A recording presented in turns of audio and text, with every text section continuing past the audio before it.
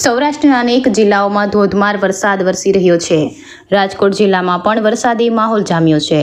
ઉપલેટાના ગ્રામ્ય વિસ્તારમાં પણ ધોધમાર વરસાદ વરસ્યો છે। ઉપલેટા તાલુકામાં આભ ફાટ્યું હતું। 2 કલાકમાં 10 ઇંચથી વધુ વરસાદથી જળબંબાકારની સ્થિતિ પેદા થઈ હતી। ઉપલેટા તાલુકાના 6 ગામો બેટમાં ફેરવાયા હતા।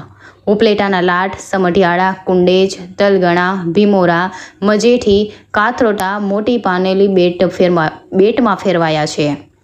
ઉપલેટાના તલગણામાં 3 કલાકમાં 10 ઇંચથી વધુ વરસાદ વરસ્યો હતો। તલગણામાં અનેક સોસાયટી મકાનોમાં પાણી ફરી વળ્યા હતા। તલગણાની તમામ ગલીઓમાં નદી વહેતી હોય તેવા દ્રશ્યો જોવા મળ્યા હતા। ધોધમાર વરસાદથી ઉપલેટાનું મોટું પાનેલી જળબંબાકાર થયું છે। 5 ઇંચ વરસાદથી મોટી પાનેલી જળમગ્ન થયું છે। મોટી પાનેલીમાં રોડ રસ્તાઓ નદીઓ વહેતી હોય તેવા દ્રશ્યો જોવા મળ્યા હતા। ઉપલેટાના મજેઠી, લાઠ, ભીમોરા, કુંડેજ સહિતના ગ્રામ્ય વિસ્તારમાં ભારે વરસાદ વરસ્યો હતો।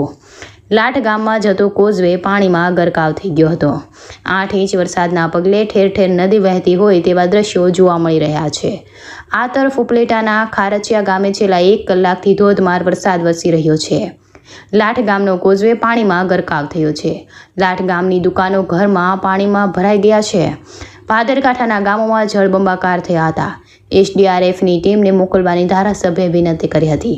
પ્રશાસન એલર્ટ હોવાનો ધારાસભ્યે દાવો કર્યો હતો। ઉપલેટા તાલુકાના અનેક ખેતરોમાં પાક ધોવાયો હતો। તલગણા અને લાઠ ગામનો સંપર્ક તૂટ્યો છે। રાજકોટના ધોરાજી, ઉપલેટા તાલુકામાં વરસાદ વરસ્યો હતો। ધોરાજીના ભાદાચાળિયામાં પણ વરસાદ વરસ્યો હતો। ભારે વરસાદથી લાઠ ગામનો કોઝવે પાણીમાં ગરકાવ થયો છે। ભારે વરસાદથી ખેતરોમાં પાણી ભરાયા હતા। સ્થાનિક નદીઓમાંનું જળસ્તર વધ્યું છે।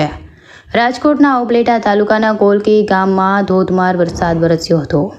ગ્રામ્ય વિસ્તારમાં વરસાદથી ખેતરોમાં પાણી ભરાયા હતા। ભારે વરસાદથી ખેતરોમાં પાણી ભરાતા ખેડૂતોની ચિંતા વધી હતી।